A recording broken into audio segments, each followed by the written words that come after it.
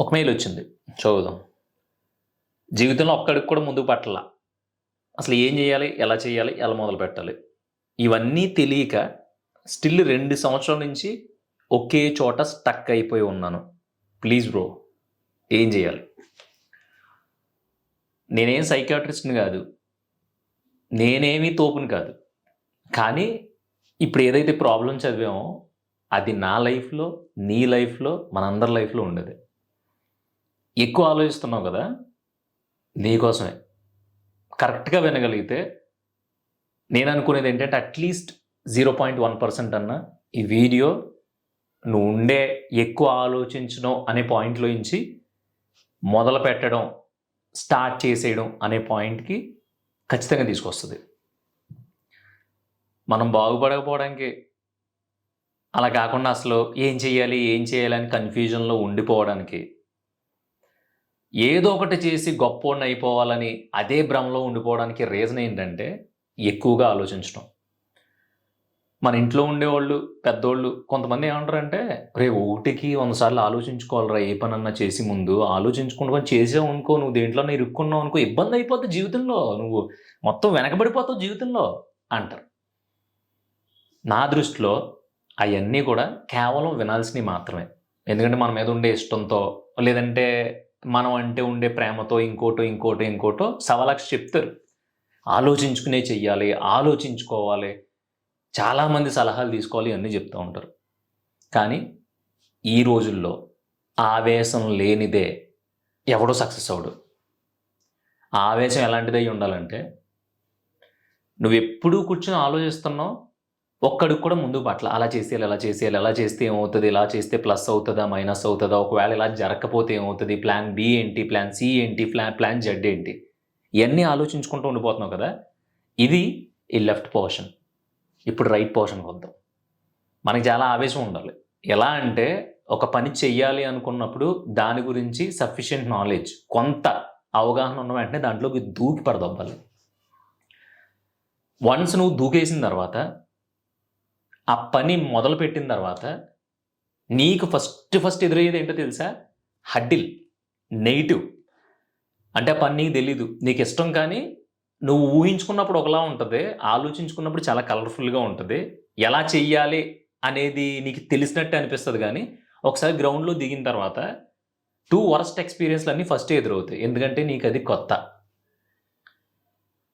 దానికి ఎగ్జాంపుల్ ఏంటంటే, జాబ్ రాకముందు జాబొస్తే అసలు నేను ఇరగదీసేస్తాను. అక్కడ జాబ్‌లో ఏం రిక్వైర్మెంట్ ఉందో దానికి 100 రెట్లు నేను నేర్చేసుకొని, చేసేసి మొత్తం అందరిని డామినేట్ చేసేసి ఒక మంచి సాలరీకి, ఒక మంచి పొజిషన్‌కి వెళ్ళిపోతాను అనుకుంటావు. కానీ వన్స్ జాబ్‌లో జాయిన్ అయిన తర్వాత బిక్కుమంటూ ఉంటది ప్రాణం. ఎన్ని రోజులు కష్టపడినా సరే అదే పొజిషన్‌లో ఉంటావు, అదే ప్లేస్‌లో ఉంటావు, అదే సాలరీతో ఉంటావు. ఏదో చిన్నా చితకా ఎదుగుదల తప్ప ఏం కనిపించదు. ఫస్ట్‌లో తెగ ఊహించేసుకున్నావు కదా! ఉద్యోగంలోకెళ్ళిన వెంటనే అది కొనేయాలి, ఇది కొనేయాలి. మా ఊళ్ళో అందరి చేత నోరు మూయించేయాలి. మా చుట్టాల దగ్గర తొడగొట్టి ఇదిరా మా ఫ్యామిలీ అంటే నిరూపించుకోవాలని మంగమ్మ శబదాలన్నీ చేసావు కదా! మరి ఇప్పుడు ఉద్యోగంలో ఉన్నావు కదా! ఒక్కటన్నా నెరవేరిందా దాంట్లో? నెరవేరదు. ఊహకి, ఆవేశానికి అంత తేడా ఉంటదనమాట. అందుకని నాకు జాబ్ ఇష్టం లేదు. ఒకడి కింద పని చేయడం ఇష్టం లేదు. కానీ ఏం చేయాలో ఎంత ఆలోచించినా సరే నేను అక్కడే ఉండిపోతున్నాను తప్ప ఒక్కడుగు కూడా ముందుకు పట్టలేదన్నప్పుడు, నువ్వు చేసే మొదటి తప్పే ఆలోచించటం. ఎందుకంటే ఎవడికైనా ఏం చేయాలనేది తెలిసుంటది. నేనున్నాను. నేను సినిమాల్లో చేయాలి ఏం చేసినా. నాకు ఆ క్లారిటీ ఉంది. నేను దూకేశా. మంచా, చెడా పక్కన పెడతా ఉంటే స్టిల్ ఈ రోజుకి నేను నేర్చుకుంటూనే ఉన్నా. అంతెందుకు సినిమాలు అంటావు అంటే మీకే డౌట్ రావట్లే. బ్రో నువ్వు అన్ని సార్లు సినిమాలంటావు. ఏ సినిమాలో కనిపించావు బ్రో నువ్వు? అని మీరే అంటున్నారు కదా! అయినా సరే నాకెక్కడ డిస్కరేజ్‌మెంట్ ఉండదు. ఎందుకంటే నేను చిన్నా చితకాట్లో చేశాను. అయి ఏంటి అనేది నా లైఫ్ స్టైల్ గురించి చెప్పినప్పుడు ఆ వీడియోస్‌లో మీకు ఖచ్చితంగా చెప్తా. అప్పుడు ఆ సినిమాలకి, ఆ సీరీస్‌లకెళ్ళి మీరు చూడొచ్చు. ఆ విషయం పక్కన పెట్టేస్తే దూకేసాను, నేర్చుకుంటున్నాను, ఇంకా పరిగెడుతున్నాను. ఇంకా నెగెటివ్‌గానే కొన్ని కనిపించినయి ఏం పట్టించుకోను. ఎందుకంటే నేను ఆటిలి గురించి ఎక్కువ ఆలోచించను. అలా ఆలోచించకుండా కూర్చునుంటే, అలా ఆలోచనలోనే ఉండుంటే ఈరోజు నేను మీ ముందుకొచ్చి మాట్లాడుండేవాడిని కాదు. దూకేస్తే బెనిఫిట్ ఏంటంటే, అయ్య బ్రో! నువ్వు చెప్తే అర్థమవుతుంది. దూకేయడం అంటున్నావు. పొరపాటున దూకేసిన తర్వాత లాస్ అయిపోయామనుకో, అసలు మనం చేసింది ఫెయిల్యూర్ అనుకో, ఏంటి బ్రో పరిస్థితి, నాకు నుంచి దూకేయడం అని గింజుకుంటున్నావు అని కొంతమంది ఉండేవాళ్ళు క్వశ్చన్లు వేస్తారు కదా, వాళ్ళకి కూడా నేను ఆన్సర్ చెప్తా. ఆలోచించుకుంటా కూర్చున్నప్పుడు ఏమవుద్దంటే బుర్ర పాడైపోద్ది, దానివల్ల ఆరోగ్యం పాడైపోద్ది, దానివల్ల మన లైఫ్ స్టైల్ మొత్తం దొబ్బుద్ది. అన్నిటికంటే ముఖ్యంగా ప్రశాంతత అనేది ఉండదు. ఎందుకంటే నువ్వు ఆలోచిస్తూ ఉంటావు, నీకు నువ్వే చిక్కుముళ్ళు వేసేసుకుంటూ ఉంటావు, నీకు నువ్వే వాటిని ఇప్పేసుకుంటూ ఉంటావు, మళ్ళీ ఇంకొక పెద్ద పీటముడు వేసేసి దానికి ఇది రాదేమో, రేపు పొద్దున్న నిజంగానే వెళ్ళిన తర్వాత అక్కడ అలా జరిగితే అని నువ్వు ఆలోచన చేసుకుంటూ ఉంటావు. అక్కడ పనిలోని ముందడుగు పడదు, ఇక్కడ నీకు మానసిక ప్రశాంతత ఉండదు. ఈ రెండు పక్కన పెట్టేస్తే ప్రస్తుతం నువ్వు ఏదైతే బతకడానికి చేసుకుంటున్నావో దాంట్లో నీకు గ్రోత్ ఉండదు. ఇదంతా జరిగింది దేనివల్ల? నువ్వు అలా ఆలోచించుకుంటూ ఉండడం వల్లే. అలా కాదు, దీన్నమ్మ ఏదోటి అయింది దూకి పడదొద్దాం దూకేసాం అనుకో, ఏమీ అవ్వదు, చాలా బెనిఫిట్లు ఉంటాయి. అదేంటో తెలుసా? నేను పౌరుషంగా ఆవేశంతో నాకు నచ్చిందంటూ దూకేసా. ఇప్పుడు నేనేంటో ప్రూవ్ చేసుకోవాలంటే ఏం చేయాలి? ఫస్ట్ కష్టపడి పని చేయాలి, దాంట్లో నేను అన్నీ తెలుసుకోవాలి, దాంట్లో ఏదేమైనా సరే నేను ఆవేశంతో రాలేదు, నాకు నచ్చి వచ్చాను, దీంట్లో నేను చేయగలను అని ప్రూవ్ చేసుకోవాలనే కసి ఉంటుంది. ఇవన్నిటికంటే ముఖ్యమైన బెనిఫిట్ ఏంటంటే, ఒకసారి మనం అనుకున్న తర్వాత చెత్త ఆలోచనలన్నీ పక్కన పెట్టి రంగంలోకి దిగిన వెంటనే కాలు నొప్పి వస్తుంది, నడుము నొప్పి వస్తుంది, ఈరోజు నాకు ఒంట్లో బాగాలేదు, నాకు మైగ్రేను, నేను పని చేయలేను, నాకు రాత్రుల్లో నిద్ర పట్టదు, ఈ తొక్కలో సోదంతా ఉండదు. ఎందుకంటే మనం దూకేసాం, అక్కడ యుద్ధం జరగాలి, ఆ యుద్ధం జరగాలంటే మనం పోరాడాలి. ఎప్పుడైతే మనం పోరాటం మానేస్తామో ఆ రోజు మనం ఆగిపోతాం. అలా ఆగడం మనకి ఇష్టం ఉండదు, ఎందుకంటే మనం ఆవేశంతో ఉన్నాం, ఆవేశంతో దూకాం కాబట్టి తేల్చేసుకోవాలి అక్కడ. సో ఎప్పుడైతే నువ్వు బ్యాటిల్ స్టార్ట్ చేసావో, యుద్ధం స్టార్ట్ చేసి మొదలుపెట్టిన తర్వాత నీకుండే మిగతా బాధలన్నీ పోతాయి గురువు, నేను చెప్తున్నాను. ఎందుకంటే నేను అదే పొజిషన్లో ఉన్నా. నా ఫ్యామిలీ పరిస్థితి బాగోలేదనో, లేదంటే నాకు కొంచెం హెల్త్ పరంగా నిద్ర పట్టట్లేదు, లేదంటే ఇగో నేను ఎక్కువసేపు కూర్చోలేను, ఇవన్నీ ఉండవు. ఇంకా ఫోకస్ మొత్తం ఎప్పుడు కొడదామా అన్నట్టే ఉంటుంది, అంతే కదా. ఇప్పుడు ఒక రాజ్యం కోసం యుద్ధంలో దిగినప్పుడు, అవతల రాజ్యాన్ని మనం దక్కించుకోవాలనుకున్నప్పుడు అస్సలైన హెడ్ ఎక్కడ ఉందో దాన్ని కొట్టాలని చూస్తాం. ఎందుకంటే దాన్ని కొట్టేసిన తర్వాత రాజ్యం మందైపోద్ది. అప్పుడు కూర్చుని కచేరీలు, ఐటెం సాంగ్స్, డ్యాన్స్లు తర్వాత పెట్టుకోవచ్చు మన రాజ్యంలో స్వయంగా మనమే. సో ఆవేశం పనిచేయదు అని చెప్తున్నారు అంటే అది చాలా చిన్న పాయింట్ ఆఫ్ టైంలో. ఇంత లైఫ్ ఉంటే ఆ ఇంత లైఫ్లో కేవలం ఈ పోర్షన్లో ఆవేశం పనిచేయదు అనేది వర్కౌట్ అవ్వచ్చు. కానీ మిగతా ఈ పోర్షన్లో కనిపించట్లేదు అనుకుంటా, ఈ పోర్షన్లో ఆవేశం మాత్రం ఉండాలి ఖచ్చితంగా. ఆవేశం లేనోడు నా దృష్టిలో చస్తూ బతికినట్టు, ఒక రకంగా చచ్చిపోయినట్టే. ఎందుకంటే ఆడు రోజు ఆలోచనలతోనే చస్తూ బతుకుతాడు.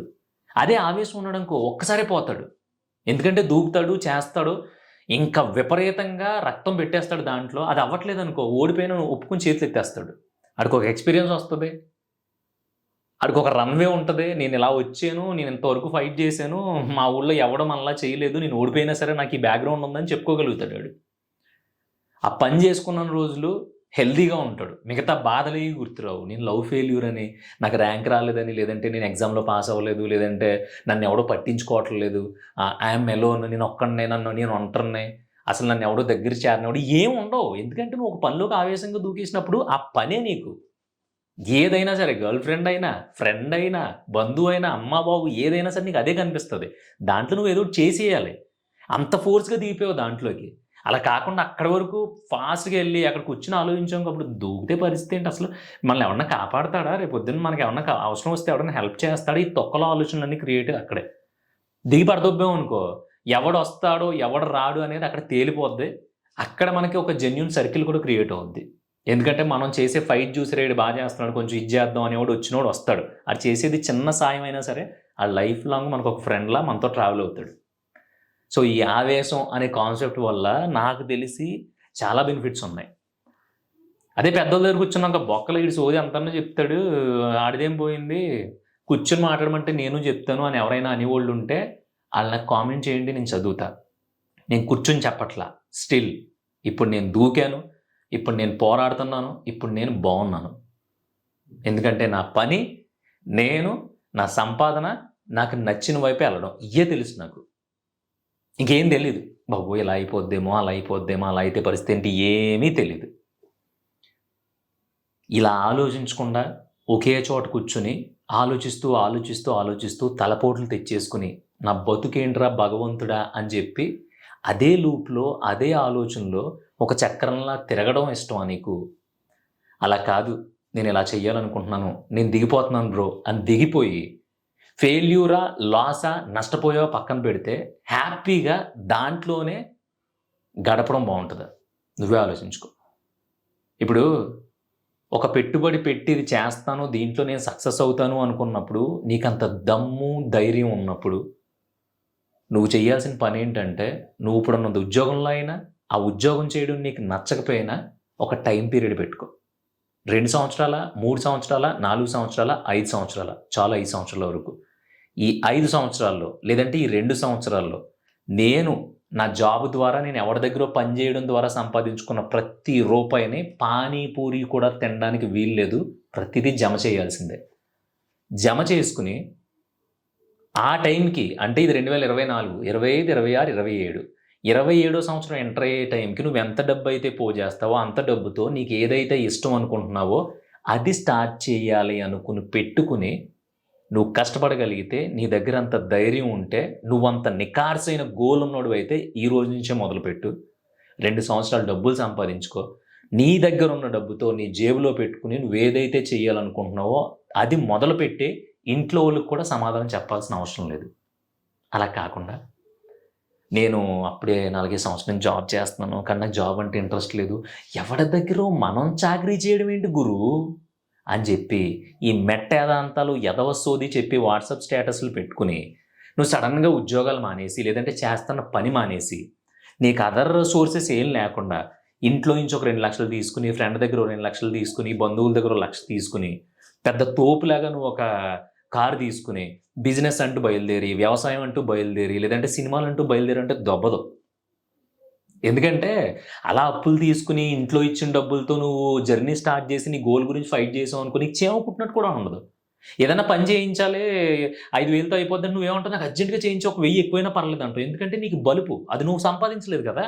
ఇంట్లో తీసుకున్నావు, లేదంటే ఎవరి దగ్గర అప్పు తీసుకున్నావు. ఆ డబ్బు వాల్యూ నీకు తెలీదు. అదే ఒక 2 సంవత్సరాలు జాబ్ చేసి, ఈ 2 సంవత్సరాల డబ్బు నాకే పెట్టుబడి ఇదొక్కటే. నేను ఎక్కడి నుంచి లోన్‌లు తీసుకోను, ఎక్కడి నుంచి అప్పు తీసుకోను. ఈ 2 సంవత్సరాలు నేను ఏదైతే సంపాదించుకుంటానో, ఏదైతే కష్టపడి దాచుకున్నానో దాంతో మాత్రమే నేను కొట్టి చూపిస్తా ఆవేశంతో అని నువ్వు డిసైడ్ అయ్యి దిగు. ప్రతి రూపాయి ఖర్చు పెట్టాలంటే ఉచ్చ పడిద్ది. డైరెక్ట్‌గా డ్రాప్సే మళ్ళీ నువ్వు ఒక 1000 తీస్తుంటే ఒక డ్రాప్ పడద్ది ప్యాంట్‌లో. అదనమాట. అదెందుకు పడిద్ది అంటే, నువ్వు అక్కడ జీతం కోసం ఎన్ని తంటాలు పడుతున్నావో, ఆ జీతం, ఆ ఉద్యోగం నిలబెట్టుకోవడానికి ఎన్ని టాస్కులు చేస్తున్నావో నీకు తెలుసు కాబట్టి, రూ. 1000కి అవుతుంది పని అన్న చోట ఇంకో 4 చోట్ల తిరిగి రూ. 950కి అవుతుందంటే అక్కడికెళ్ళి చేయించుకుంటావు. ఎందుకంటే అది నువ్వు సంపాదించిన డబ్బు. దోల తీరిపోయింది అదంతా పోజేసేసరికి. 2 సంవత్సరాలు. అంటే 365, 365 రోజులు. 2 సంవత్సరాలు కష్టపడి పోజేసుకున్న డబ్బు. అప్పుడు వాల్యూ తెలుస్తది. అలా కాకుండా బంగారం ఉంది కదా తాకట్టెట్టేసి శుభ్రంగా 2,00,000 వచ్చినాయనుకో, కోడి దొడ్డేసేద్దాం. కోళ్ళు అమ్మేద్దాం. ఒక్కోటి 15,000 అంట కోడి. ఈ సంక్రాంతికి మొదలుపెట్టి నెక్స్ట్ సంక్రాంతి వరకు మేపితే పందెం కోళ్ళని, నెక్స్ట్ సంక్రాంతి ఎండొచ్చేసరికి ఒక 50 కోళ్ళు మేపితే దగ్గర దగ్గర ఎంత అదే 10,00,000 వచ్చింది. మనం ఎంత పెట్టాం? 2,00,000 పెట్టుబడి పెట్టాం అని చెప్పి ఎదవ ఏం చేస్తాడు? ఇంట్లో డబ్బులు పట్టుకెళ్ళి లేదంటే ఫ్రెండ్స్‌ని అప్పు చేసి పెట్టేస్తాడు. ఇంత చొరవగా ఎందుకు తిడుతున్నాను అంటే, ఇది మన కోసం మాట్లాడుకుంటున్నాం. తిట్టాలి. బాబు, బుజ్జి అంటే ఎవడో ఇంటలేదు ఇక్కడ. అదే కాకుండా నువ్వు కూలి పనో, నాలుగు పనో ఏదో ఒకటి చేసుకుంటావు కదా! ఏదో ఒకటి చేసుకొని తెచ్చుకుని డబ్బులు అన్నీ దాపెట్టుకుని ఒక 2 లక్షలు దాచుకుని అప్పుడు బిజినెస్ స్టార్ట్ చెయ్యి. నువ్వు ఎంత దమ్ముతో బిజినెస్ చేస్తావు, ఎంత ధైర్యంతో బిజినెస్ చేస్తావు అనేది రెండేళ్ల కింద డిఫరెన్స్ ఉంటది. నాకెవడో సపోర్ట్ చేయట్లేదు. నన్ను ఎవడో ఎంకరేజ్ చేయట్లేదు. నా దగ్గర బోలెడు టాలెంట్ ఉంది. కానీ తిప్పించేస్తున్నారు. తిప్పిస్తారు. నిన్ను పట్టించుకోవడం ఏముంది నీ దగ్గర? నువ్వే చెప్తున్నావు కదా! నా దగ్గర ఏం లేదు. నాకు టాలెంట్ ఉంది. ఆ టాలెంట్ నువ్వు ప్రూవ్ చేసుకున్న తర్వాతే ఎవడైనా ఛాన్స్ ఇస్తాడు. టక్కుమని నువ్వు అల్లు అరవింద్ గారి ఆఫీస్‌కెళ్ళిపోయి, సార్ నేను బీభత్సంగా రాసేస్తాను కథలో. మొత్తం మా ఫ్రెండ్స్ అయ్యి నేను కథ చెప్తే కింద పడి దొర్లేస్తారు తెలుసా, నాకు ఛాన్స్ ఇవ్వండి అంటే ఇవ్వడాయన. ఒక షార్ట్ ఫిల్మో లేదంటే అంతకుముందు దాంట్లో నటించి, సార్ నేను పలానా దాంట్లో నటించాను. నాకు కొంచెం ఆయన కలవాలి అంటే చూసి కుర్రోడు ఒరేయ్ భలే నటించాడు. పోన్లే దాంట్లో పడేద్దాం అని చెప్పి ఒక చిన్న అవకాశం ఇస్తారు. ఎవరైనా అంతే. నేను బిజినెస్ చేసేస్తాను అన్న వెంటనే నా దగ్గర తోపు ప్లానింగ్ ఉంది, నేను పెద్ద పీపీటీ తయారు చేశాను, బుక్లో రాసుకున్నాను, నా దగ్గర ఒక ప్లాన్ ఆఫ్ యాక్షన్ ఉంది, నేను బిజినెస్ చేసేస్తాను అర్జెంట్గా, కానీ దానికి చాలా ఇన్వెస్ట్మెంట్ ఉంటుంది, నా ఐడియా ఎవడో కొంటలేదు, ఇది పెద్ద ఐడియా, ఒక 20 లక్షలు పెట్టుబడి పెడితే నేను తోపు అయిపోతానంటే ఎవడో ఎండో. దాన్ని నువ్వు 2 లక్షలతోనే చేసి 2 లక్షలతోనే నేను ఎంత చేశాను సార్, నాకు 10 లక్షలు పెడితే నేను ఎంత చేస్తాను, నేను మీ దగ్గరే ఉంటాను, నేను చేసి చూపిస్తాను అని చెప్తే అప్పుడు నమ్ముతారు. కానీ ఈ ప్రాక్టికల్ థింకింగ్ ఎవరికీ అవసరం లేదు. ప్రతి ఒక్కరికి కావాల్సింది ఎమోషను, ఏడుపు, బాధ, దాన్ని ఏమంటారు ఎమోషనల్ బ్లాక్మెయిల్. వీటితో గట్టాకు బుజ్జ నేను చెప్తున్నాను కదా, అంతకుముందు పాకేసి దేకేసి చాలా చేశాను నేను అలాంటి. ఏది గట్టెక్కదు. మనల్ని మనం లేపుకోవాలంతే. విశ్వక్సేన్ చెప్తాడు ఒక ఆడియో ఫంక్షన్లో, నన్ను నేను లేపుకుందాం అని డిసైడ్ అయిపోయాను, ఎందుకంటే ఇక్కడ ఎవరిని పట్టించుకోరు, ఎవరి పనులలో బిజీగా ఉంటారో, అది వాళ్ళ తప్పు కాదు. సో మనం ఏంటనేది మనం ఇంట్రడ్యూస్ చేసుకోవాలి. హీరోగా ఇంట్రడ్యూస్ చేసుకుంటావా, విలన్గా చేసుకుంటావా, కమెడియన్ చేసుకుంటావు, నీ ఇష్టం. అలాగే నువ్వు బిజినెస్ మ్యాన్గా చేసుకుంటావా, లేదంటే ఏదైనా ఒక ఆర్గానిక్ ఫుడ్స్ పెట్టి చేసుకుంటావా, డైరీ ఫామ్ పెట్టి చేసుకుంటావా, లేదంటే ఇంకోటి పెట్టి చేసుకుంటావా అనేది నీ ఇష్టం. కానీ నిన్ను నువ్వే లేపుకోవాలి, నీ పెట్టుబడి నువ్వే కూడగట్టుకోవాలి, నీ ఐడియాలు నువ్వే రాసుకోవాలి, నీ పాటలు నువ్వే పడాలి. ఏమైనా సరే నీది నీకే, నువ్వు నీకే, ఇంత తప్ప వేరేది లేదు. ఇవన్నీ చేయకుండా ఎప్పుడు మైండ్లో ఇలా చేసేస్తే ఇలా అయిపోద్ది, మొత్తం మీద ఇదంతా కొనేయచ్చు, ఒక 20 లక్షలతో ఇలా చేసేస్తే, ఇప్పుడు మనం అక్కడ ఉన్నాం, సింగిల్ బెడ్రూమ్లో ఉన్నాం కదా, విల్లా కొనేసుకుంటే 5 ఫ్లోర్లో హోమ్ థియేటర్ పెట్టించుకోవచ్చు, దాని పక్కన బార్ కౌంటర్ పెట్టించుకోవచ్చు, కిందంతా పిల్లలు అవి ఆడుకుంటూ ఉంటారు, నేను హ్యాపీగా పైకి వెళ్ళి పని చేసుకోవచ్చు, కావాల్సినప్పుడు తాగొచ్చు, నెట్ఫ్లిక్స్లో సినిమాలు చూడొచ్చు. ఏంటి పిచ్చ అంటారు దీన్ని? ఒక ఊహ ఉండడం అందంగానే ఉంటుంది, ఊహ వరకు ఉండాలి. దానికోసం నువ్వు కష్టపడేది ఫిజికల్గా కష్టపడాలి. ఇప్పుడు నువ్వు ఏదైతే కళ్ళు మూసుకుని నేను చెప్పానో అదంతా నువ్వు చెయ్యాలంటే దాని ముందు నువ్వు పని చేయాలి. దేంట్లో నువ్వేదో సాధించేస్తాను కదా దాంట్లో చెయ్యాలి. దాంట్లో చెయ్యాలంటే దూకకుండా ఆలోచించాలి 100 సార్లు అంటే కుదరదు. నాకు తెలిసి ఆలోచించే చెయ్యాలి అనే వాళ్ళు ఎవరైనా ఉంటే దయచేసి ఇప్పుడు ఏదైతే పని చేసుకుంటున్నారో అలా హ్యాపీగా జీవితాన్ని గడిపేయండి. ఎందుకంటే ఆలోచించేవాడు ఎప్పటికీ ఆలోచిస్తూనే ఉంటాడు. ఆవేశంతో దూకినోడే ఏదో ఒకటి చేస్తాడు చివరికి.